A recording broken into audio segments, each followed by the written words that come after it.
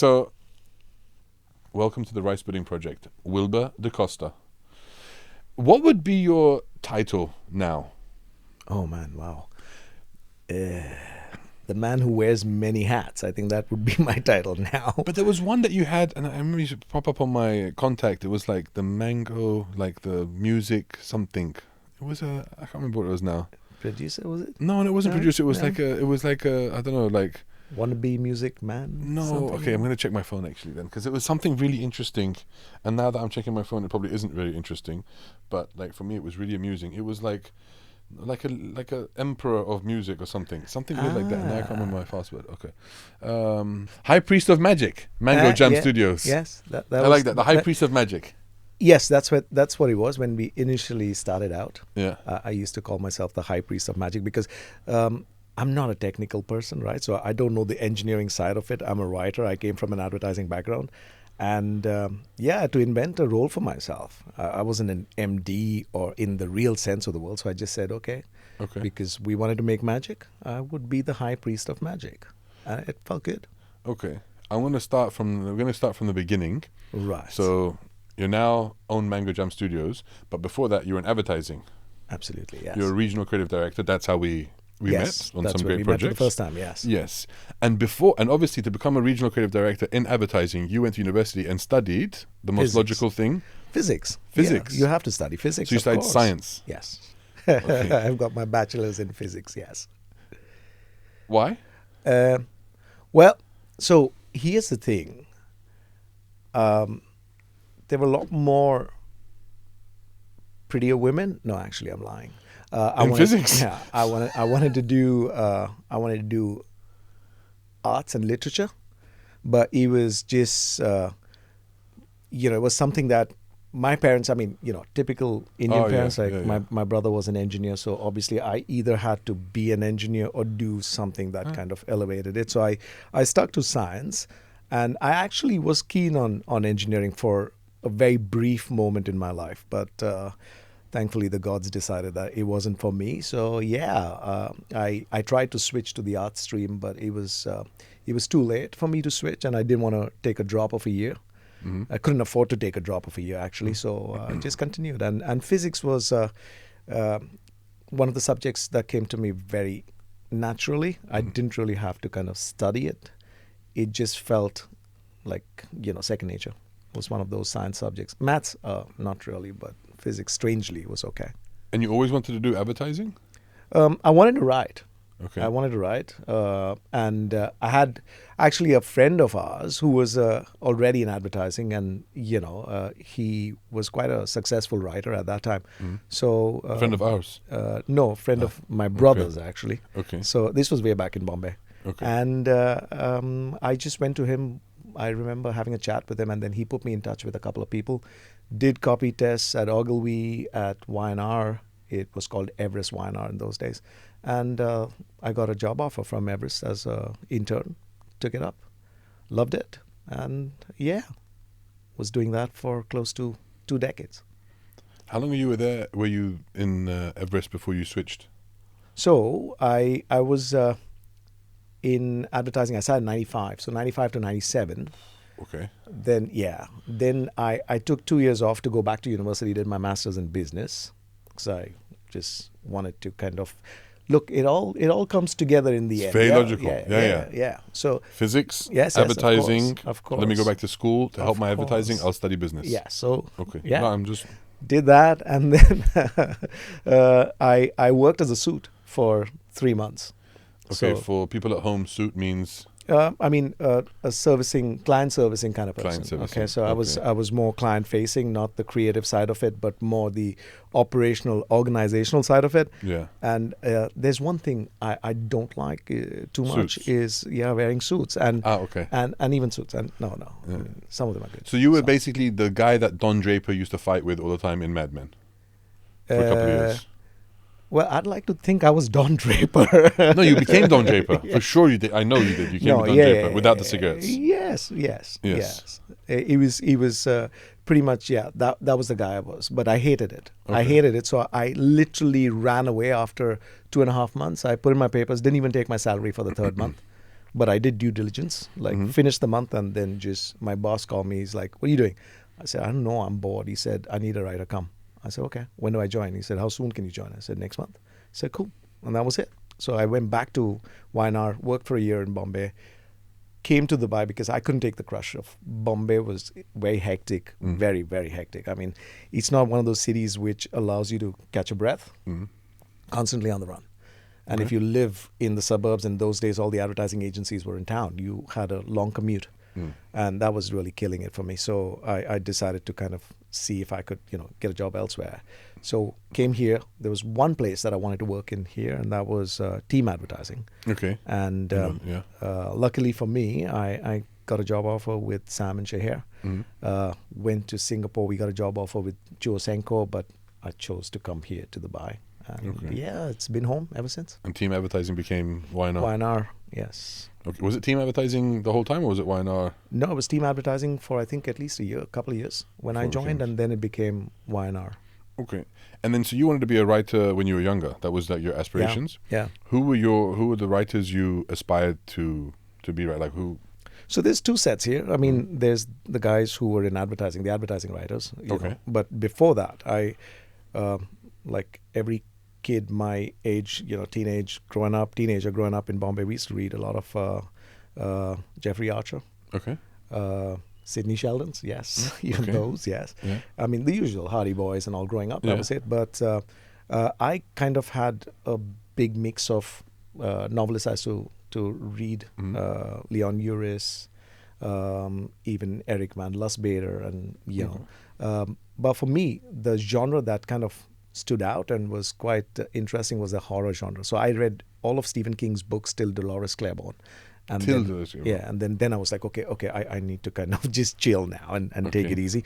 Also, true crime, serial killers and stuff like that. And that's why I also like that genre when it comes to films and serials. So Mindhunter was, for me, like, really cool watch. I enjoyed watching it. And is that type of writing you like to do as well? No. So strangely, that's not it. That's not. It doesn't correlate. I mean, that's it's a pattern. Yeah, of course. Yeah. Of course, I've been called quite a few things by people who know what I read. Yes. So yes, but so what type of writing did you like to do? So when I started out, it was mostly typically. It's typical of anybody getting to advertising. You want the glam and all that shit, and write a kick-ass headline and the fun stuff. Do the fun stuff. But for 6 months, I was writing press releases and brochures. So yeah, I did a lot of boring financial stuff, but one thing it helped me with is to hone craft and rigor in what you do, because then your basics just get kind of, as a writer. I think that was very important for me too, because I came from a writing for advertising background, physics graduate, not even like arts with literature as my subjects. No. And then I'm writing. I mean, of course, we knew the grammar because that was drilled into our heads coming from an Indian school system, and we had the Wren and Martins and stuff. But to be able to empathize and write for people, not for yourself, but to put yourself in somebody else's shoes and make sense of it to them, about a product or a service, that helped me a lot. That kind of helped me a lot. Okay. Because when you were starting out, you had some legends especially in Indian advertising at the time. Like Piyush was one. Piyush Pandey is. Yes. Who else did you get to work with? Anybody, or who else did you aspire to, or were like role models for you, would say? There were quite a few people. There was Aggie. There was Piyush Pandey. His brother Prasoon was doing great films at that time. A couple of the legends actually were creative directors at Everest when I joined. So there was Jaikrit Rawat and Vinayak Pongshe, and these guys were in the Hindi advertising sphere, were legendary guys. I mean, because they had written some of the most iconic campaigns, like for Bajaj, for even for VIP suitcases and stuff like that. And it was great to see how they worked in language, because you come. He was very interesting, because we were like P.G. Woodhouse, and you write stuff like that, but you're writing for a trucker who drinks a bottle of whiskey that costs about $2, right? You can't tell him something like "Soothe the Mangled Moors." He's going to be like, what the, what is it? What is mangled, first of all? And why are you talking about mangled? I'm a truck driver. I never want to be in a situation which involves mangling. Yeah. Okay, so it's that's what I said. I mean, like the empathy then that you have to build with these people. And in those days, there was a structure to how you worked. So when you got into an account, you spend a month actually going through the guard book first, which was the treasure trove of all the ads that were ever done. So you got a understanding for the fonts, the colors, how the language basically before you even attempted an ad. You immersed in the whole brand. So you got immersed. You got taken through the ringer. I mean, so you spent a good month, just kind of like learning the language visually and even in speech to kind of figure out stuff. Okay, all right. And then you have a fondness for music, obviously. Oh yeah. How did that start? Or when did it start? I have to kind of credit my brothers for that and my parents. Okay. So we always had music playing, always. We lived in, it was pretty much like a one-room house, in central Bombay. And there were 5 of us. I have 2 older brothers, and they have varied taste in music. So I grew up listening to Clapton, the Beatles, Elvis Presley, Mamas and Papas, the Drifters, the Platters, and then also Dire Straits and Phil Collins, and then some of the blues guys, because my brother George used to listen to a lot of blues. So, Taj Mahal, John Mayall. So there was a mix of stuff that I was, subconsciously listening to. Okay. And even Boney M and all of it. It was all of it was played at home. There was nothing. We'd crowd around the radio on this program called what was it called? I think Saturday Night something it was, and they would play music and all the latest hits and stuff like that. This is pre-TV. Yeah? This is all on the radio at that time. Pre-TV. Yeah. I mean, we got a TV set I think in 1984 or 82, 84 I think for the Olympic for the Asian Games. Yeah. And even then, I mean, TV programming was in India. We used to get Top of the Pops.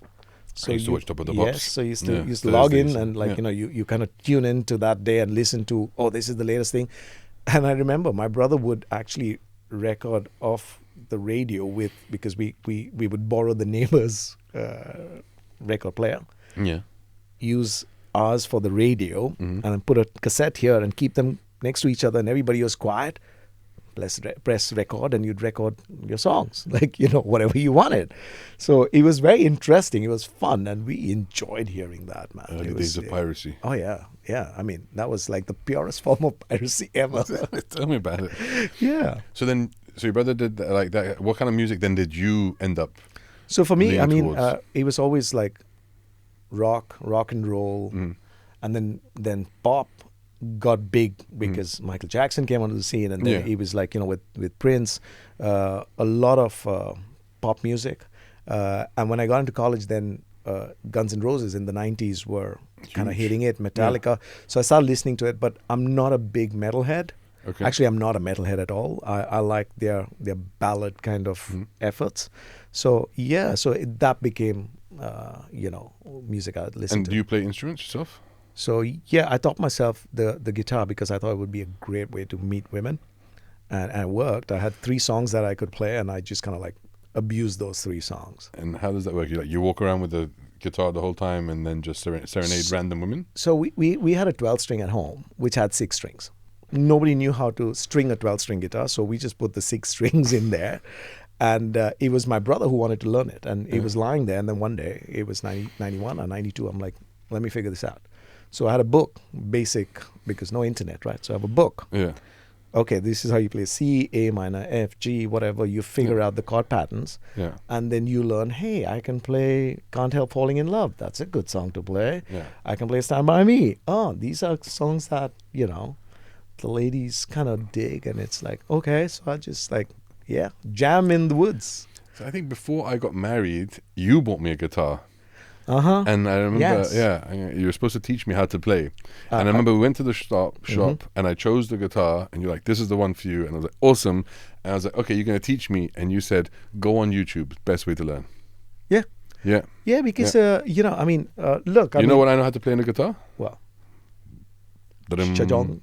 Okay. I still. That's a start. That's it. That's a start, 11 years later. Yeah, that's a start. Well, see, I mean, you didn't have the motivation of like, because No, that I was found- before I- you got, yeah, that was you got- before, you- yeah. you And found then I your met my now wife you- and then, yeah, yeah. exactly. So Yeah.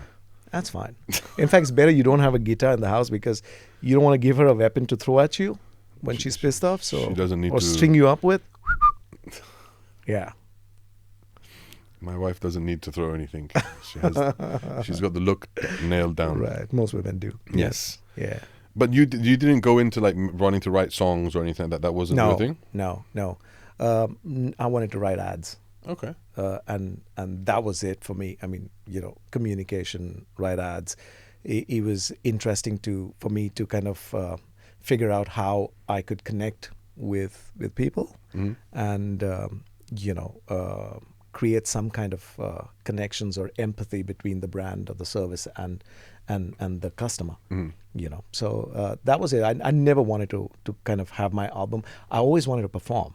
Yes, Okay. on stage. Like, I mean, I'd participate in like song contests and stuff like that. Get a third place here or a mention here. It was all right. I even busked at a restaurant. So go around for extra pocket money. Really? Yeah, in Bombay. Yeah, did that and got some good money on the side. Yeah. Okay, I didn't know that about you. Okay, Yeah, interesting. which would last 1 week in a CD bar in Bombay. Yeah, it was good money. So, I mean, obviously you talk about your brothers being influenced in music and your parents as well. Who were your role models growing up? Who did you look up to? That's a strange thing because it's only now that I've realized that my role model growing up was my dad. Okay. It's strange, but it's only now that I actually realize that I used to look up to him because, as any boy, I mean, like your dad's your hero in the beginning. And my dad, I mean, had me when he was much older. So my dad was a footballer. He played professionally. So my brothers have a very different memory of my dad because they were around when he actually played. They've seen him play, and he was pretty good apparently. And I've read like reports and articles where people have said that if he was born in another country, he probably would have been somebody that would have been known. Yeah. I didn't get that part of my dad. Okay, so I always heard those things, but somewhere things click in your head, and he was dad, and then I rebelled as any teen. You'll do. But he was a really cool guy. I mean, he wasn't the type who would be confrontational for the sake of being confrontational. He was a logic kind of simple man, just let's just deal with this, and then we'll figure it out. So it was only later, in the past maybe 20 years, 30 years, that I started seeing more of him in me, and then I realized that I've subconsciously modeled myself on him, because my mom, I mean, she was fantastic too, but my mom's is a typical tiger mom. You gotta do well, you gotta do this, you gotta wear that suit and tie and She had 3 go boys to to take care work. of. Yeah. It wasn't easy, and she's the only woman. I mean, so I mean, kudos to her too. I mean, it was quite, I'm sure, tough for her. But yeah, it was my dad. That's nice. What did he used to do for a living? So my dad was a very simple guy. I mean, he worked with the same company for close to 42, 43 years. No way. Yeah. He was at the Taj hotels in Bombay. He used to work at the Taj Mahal, so with the Tata Group. Yeah. And he was in the personnel department. So his job was making sure that people, their attendances were marked. They got their salaries based on that. So at the end of every month, I know he used to be burdened with work. And it was ledger systems. And he had the most exquisite handwriting. Because there was no Excel sheet. No Excel sheet. And he used to write in pencil and really tiny because you had to fit it in that box. Yeah. And you could read every single alphabet. Every single alphabet. Wow. Did you ever visit the Taj Mahal? Oh, yeah, of course. Yeah? Of course. I mean, How's that not for the an Taj experience? Mahal in Delhi. Yeah, that one. No, the hotel. The hotel, yeah. Yeah. I mean, that was home for me. I've been there in my shorts and, T-shirt and shit like that because we used to live just behind it. Man, we used to have Christmas parties at the Taj. Yeah, the staff Christmas parties would be at the Taj. For my birthdays, I got cakes from the Taj Mahal Hotel, from La Patisserie, from, the bakery in the Taj, because my neighbor was a chef.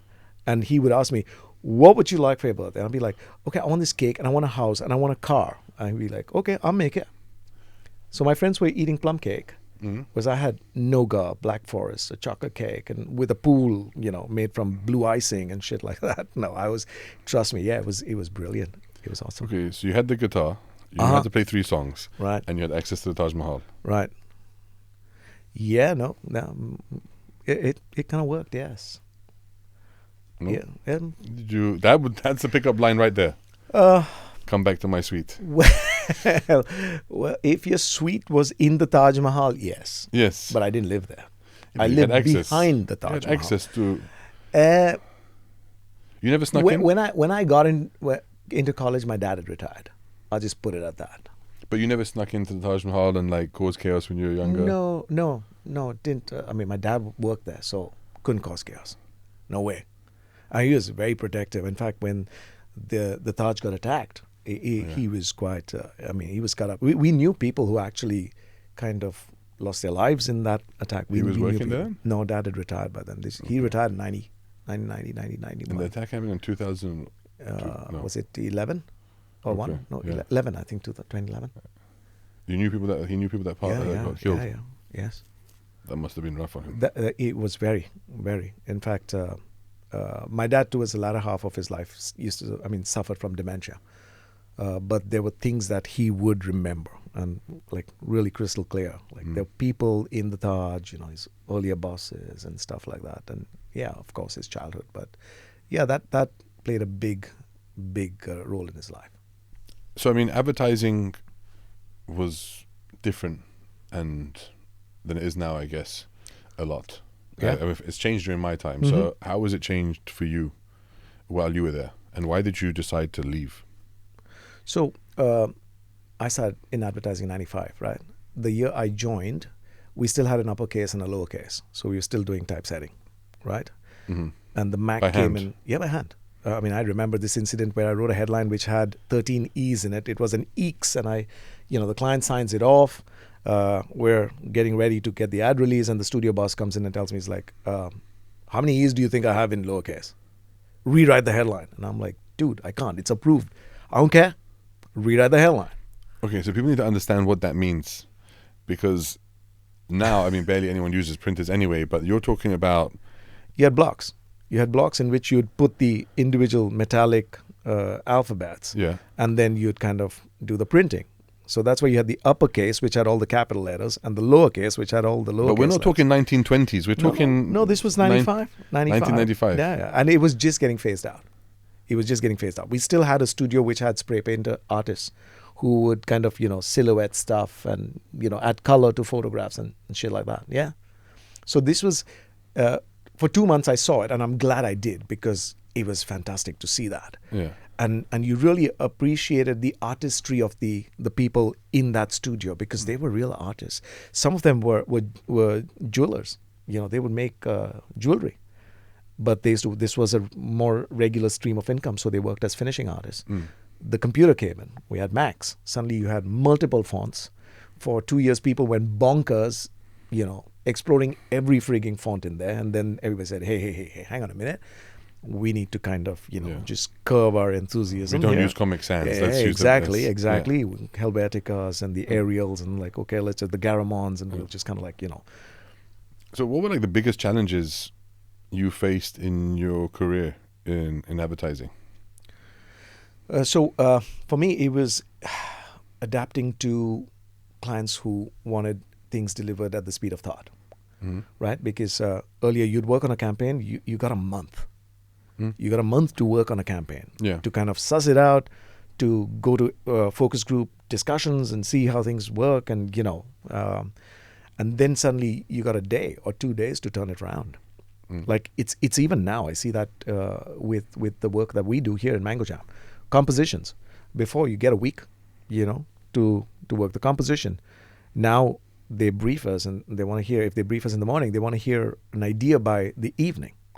Or the next day, the full track ready, because it's digital, and it's like everything's moving at the speed of thought. Yeah. And AI has come now recently. AI is here, but even before that, because your campaigns are no longer, they have shorter shelf lives. And you're doing more campaigns and repeating, stuff more quickly. So your turnaround times just become tighter. And that was a big challenge, to kind of, try and adapt to that, like in lesser time, try to come up with things, whether it's a composition, instrumental, whatever, in a much more constricted period of time. Okay. What was the turning point for you to say, I'm done with advertising, I want to do music? Well, it wasn't so much as done with advertising. It was the fact that I was a single dad. Mhm. So being in advertising, we never had weekends, you know that. Yeah, that's got to be hard being a single dad then. Yeah, because I used to get my kid. My kid was really small. Ria was about 2, I think, when his mom and me, we decided to kind of go our own ways. And it was weekends with him that I would get to spend with him. And most often, regional creative director, weekends we're working. Yeah. Because you're doing work for one of the other markets. You're working on pitches and stuff like that. So that would happen, and I just didn't have enough time with my kid, and I was feeling frustrated actually. So You feel guilty. yes, and you just want to change something, and then luckily I had really good, helpful people in my life, and they were like, because I mentioned this to a couple of my friends, and I was like, and I would always do the music in the agency. I would suggest tracks or remember look for you were the tracks. guy. Yeah, and be like, hey, what do you think we could do? Because I just kind of consumed a lot of music, and that was it. I was like, it's just a logical thing. I can stay within the framework of the industry that I am, adept at. And I can just try and kind of be my own boss. So then it wasn't getting my son, if he had to come into the studio and hang around, no issues. But you weren't changing jobs. You went and opened up a brand new. It was a new thing. It was a completely new field. It was a studio. So right, what were those challenges with that? Instantly terrifying and liberating. Okay, So explain. instantly terrifying and liberating. I was like, I'm not going to get a monthly sal. I've got a kid who's going to school, and I need that. I need the monies. How'd you deal with that? I'd spend enough of time in advertising, so I could use some of my savings to kind of just get over the hump till Mango Jam was set up and start moving. And I had, like I said, very good friends who kind of were like, we'll support you. You were one of those people. You said like, hey, and the agency, YNR, when I left, they were like, everybody was like, do it. We'll give you work. We know what you can do.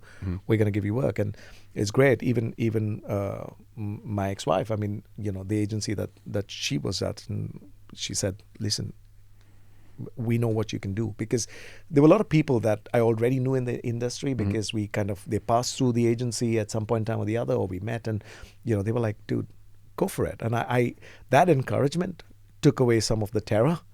And I was like, okay, I can do this. And then I had people who were already kind of running pretty successful businesses here, like Manu, who's the head of Deja Vu, and he was also one of those people who said, listen, you can, I'm going to help you with it. Like, don't worry, it's try it. I mean, you've got to give it a shot. Yeah, so I'm very grateful for all these people, Chloe's support, Manu's support, other production houses also that kind of, worked with me at that time. What was the best piece of advice you had when you were opening? Well, it was not to look back, to never look back. Just keep looking forward. There will be obstacles, there will be slip-ups, but don't look back.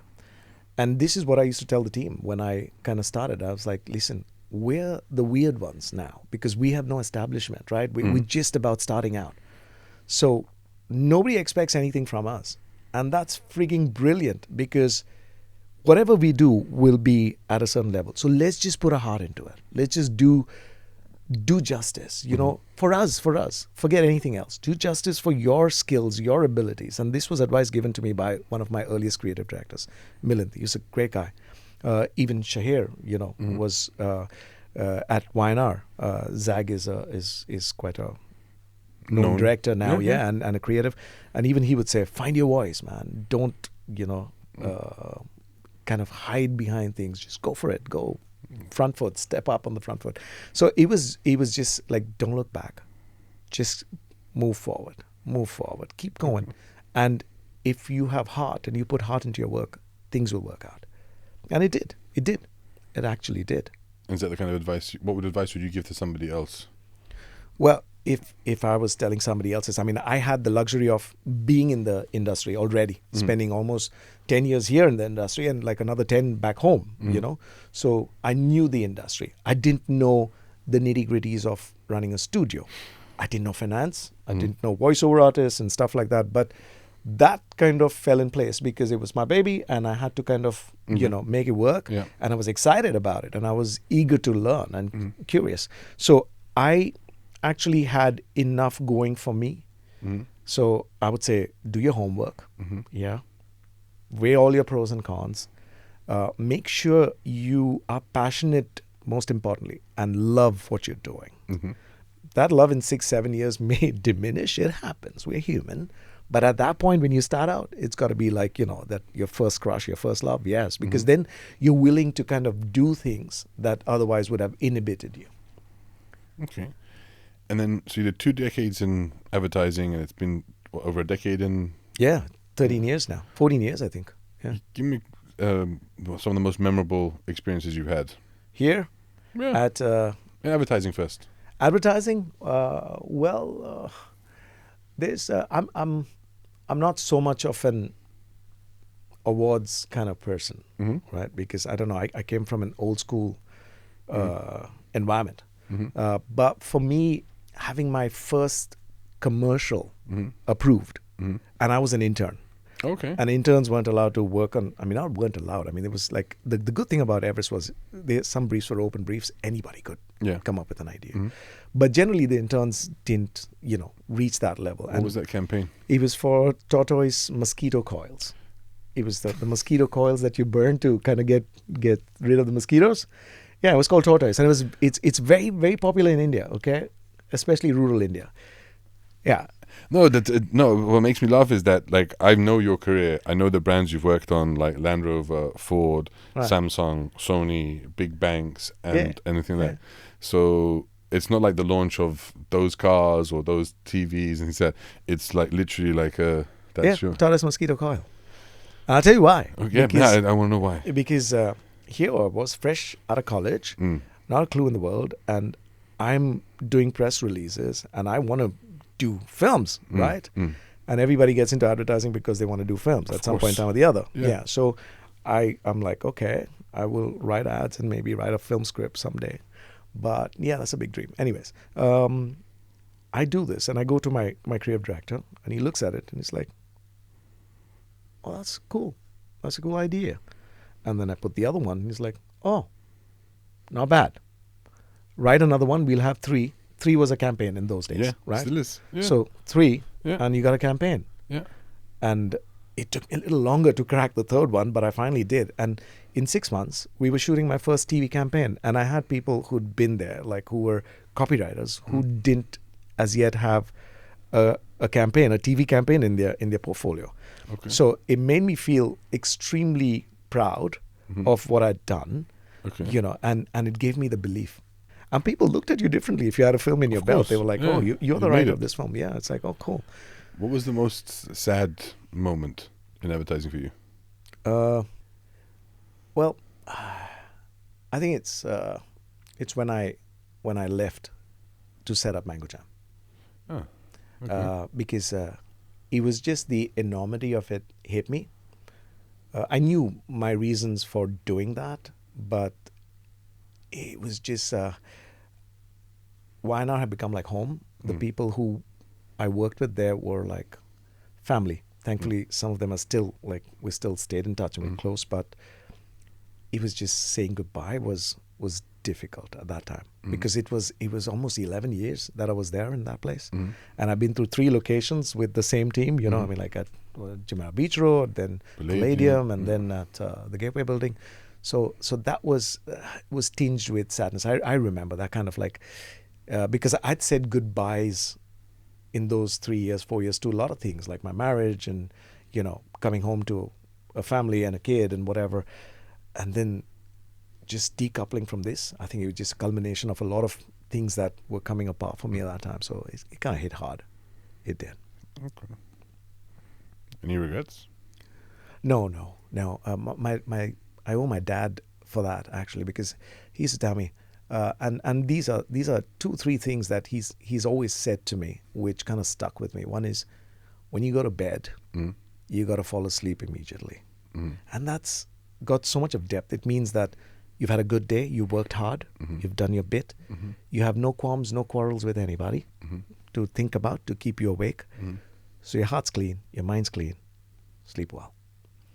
And the second thing that he used to say is like, do things because you can, not because you expect anything in return, whether it's thanks or gratitude or nothing. Be grateful that you have been put into a position where you can do something for somebody else. Yeah. So that gratitude, that way of looking at gratitude was very, because it helped me to kind of deal with a lot of disappointments, because then there was nothing that was attached to it. It was easier to kind of say, it's fine, it's okay, go in peace, let go, and letting go became so much more easier. And trust me, I mean, it worked even in my career, because look, we are the only industry that does 3 options. We got to see 2 of our babies killed.